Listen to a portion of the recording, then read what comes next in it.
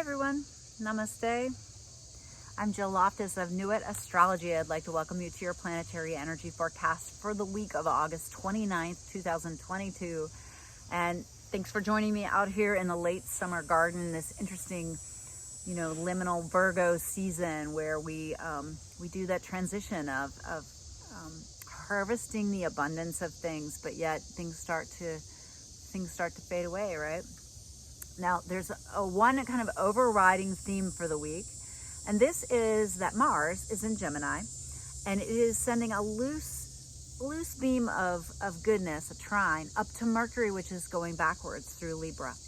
At the same time, it's sending over a blessing beam, a sextile, just a little bit of blessing over to the Jupiter that's in Aries. So these three areas of life, Gemini, reaching out to the Libra, reaching over to the Aries. These are just kind of like this whole week is steeped in it. Those aspects don't really perfect. I mean, the Jupiter and Mars sextile does perfect towards the end of the week, but it's this loose goodness. All right. So because Mars is in Gemini, which is actually Mercury's sign, and it's engaged with Mercury, this gives it a little bit of an interesting dynamic. All right. So there's going to be a lot of talking, a lot of thinking, a lot of energy that's devoted to mental activities. But yet, action needs to be taken, right? Mars doesn't want to just talk about it. Mars wants to get it done, all right? And because both Jupiter and Mercury are retrograde, some of these things are going to be things that you've been talking about, been thinking about, been trying to take action on, right? They're coming back around.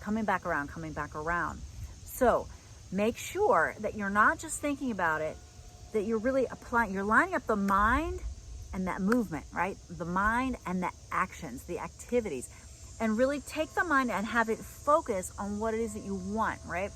I just did the tarot for this week, and I really think it's about really merging the actions and the thoughts, right?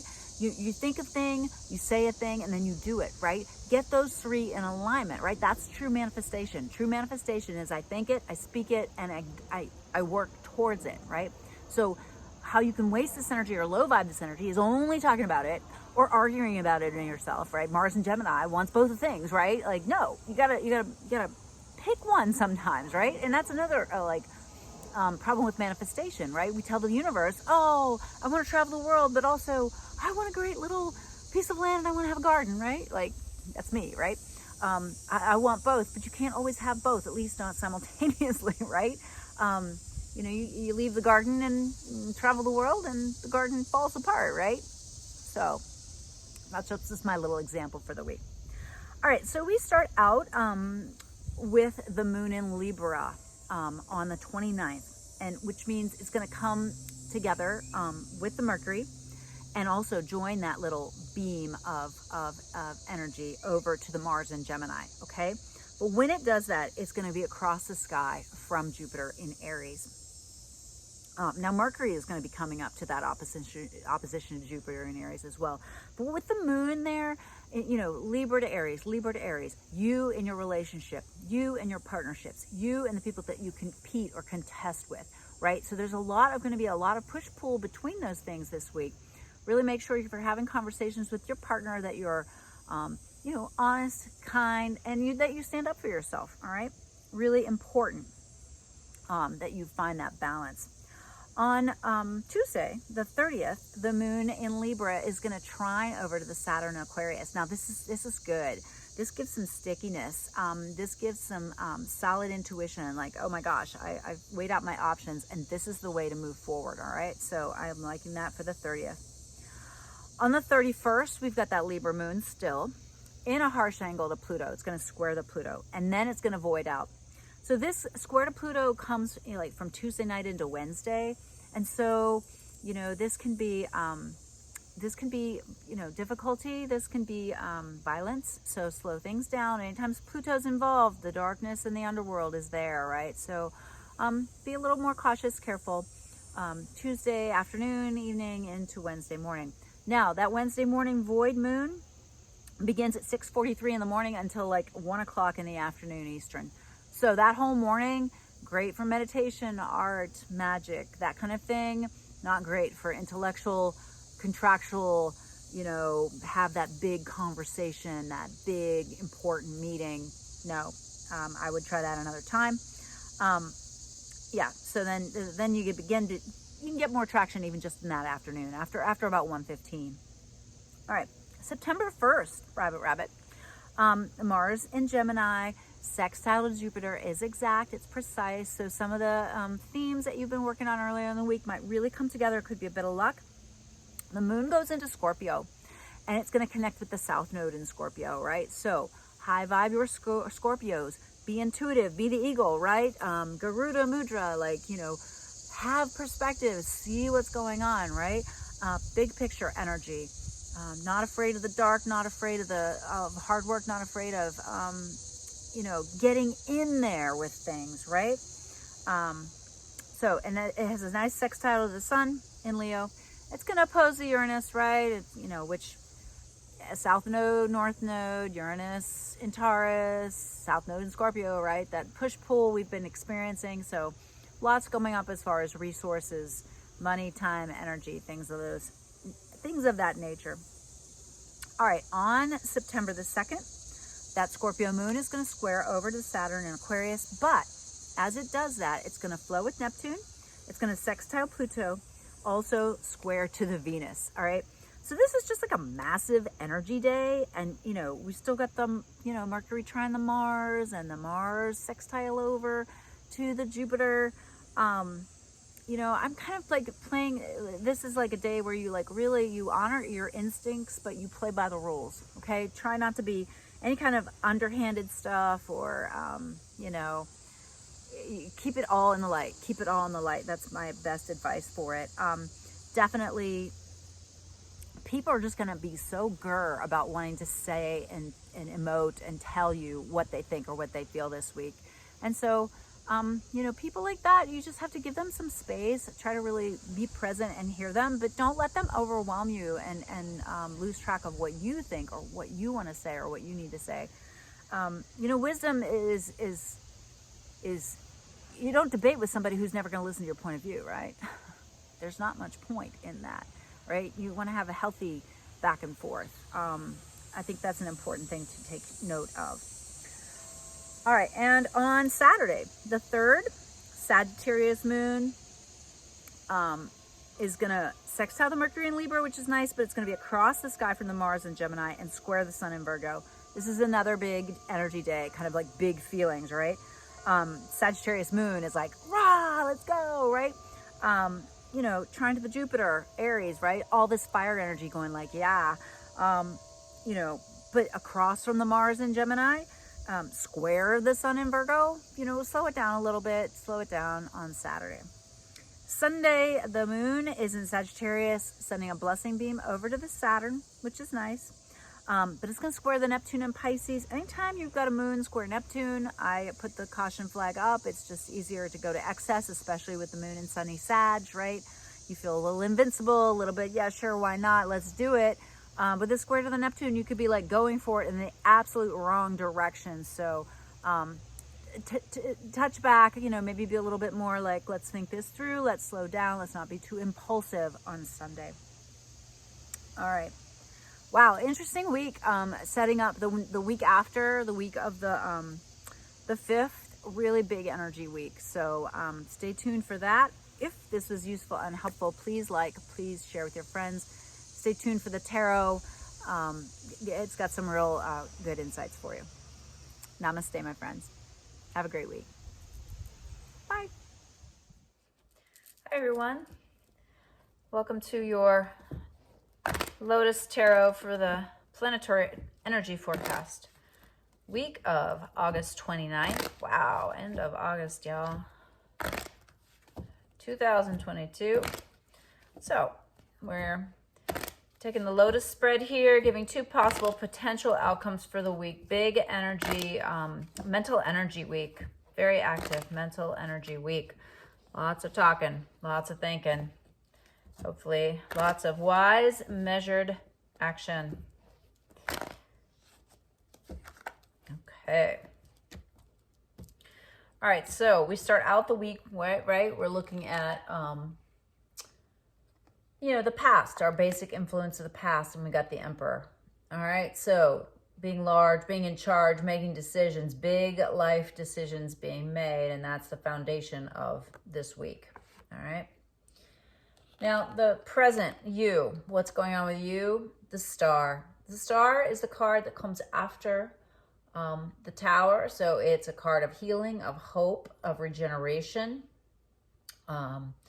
So this is very positive. You're in this positive, you know, we're all in this positive experience of getting a little bit more of an understanding of what's going on, so we know how to move forward. All right, one of the keys to move forward is to heal ourselves, right? The present environment, what's going on? Knight of Pentacles, all right? So we are wanting to pursue, you know, physical, tangible things. We want to get things in order financially. We want to know where our food is going to be coming from. We want to take action, invest our time and energy in things that are really fulfilling. So this is a very active card. So it's a card of action for sure. Beginning, culmination of the influences. All right. The Eight of Pentacles. This is a card that reminds us, okay, you might have what you need now. You have the resources now. You have the things now. But what about the future?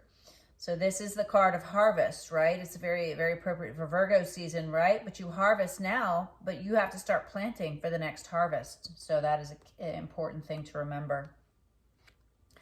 Now, this is the key card, the core of the future. The Happy Family card. There's two Happy Family cards, right? Four of Wands and then this 10 of Cups. But this is the one, the core of the future is you creating a stable home life, a stable home environment. So this is a focus on home, you know, taking care of business, getting things together. So this is very important. You have that responsibility. All right, so opposite forces in play. We've got the Seven of Cups, so having to make some choices. Or the Five of Swords, all right? So the Five of Swords is that card of just, you know, going for it, but not paying attention to the consequences, causing damage en route to this thing that you want that may not even turn out to be what you really want. So lots to contemplate there. All right. The near future card, Eight of Swords. So Eight of Swords, near future card. This is an indication that could be some worry, all right? Especially with all of this activity with the Mars and Gemini, right? Worrying is definitely going to be a thing. This is also like a card that reminds us that only our minds limit us. And so it's important with all this mental energy to make sure that you're praying for what you want to happen and not praying for what you don't want to happen, which is what worry is.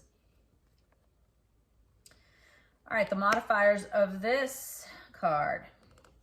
So first we've got King of Cups. So this is empowered male energy that's very much about healing, helping, serving.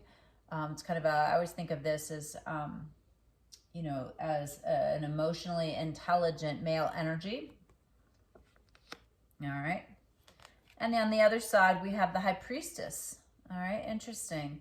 So this is very much strong Isis energy, you know, the ultimate goddess, the ultimate regenerative force, Queen of Heaven. So yeah, interesting. There's a lot of independent, like, energy here. And then with the King of Cups, we've got the Magician, which assures us of success, which is nice. It says we already have what we need. And then we've got the Page of Wands. This is the energy of pursuing, taking action for things that really like fill you up and make you excited. Page energy is very youthful. Lots of potential. So much potential. All right, two possible solutions. So we start with the one side. We've got some worry. Again, this is low-key worry. This is more just complicated emotions, really struggling emotionally. And on the other side, we've got the Ten of Wands. In some way, maybe working too hard or not working smart. Paired with the Three of Swords, we've got the Wheel of Fortune. So karmic wheels are turning. There's going to maybe be some things this week that really feel like they're almost out of your control.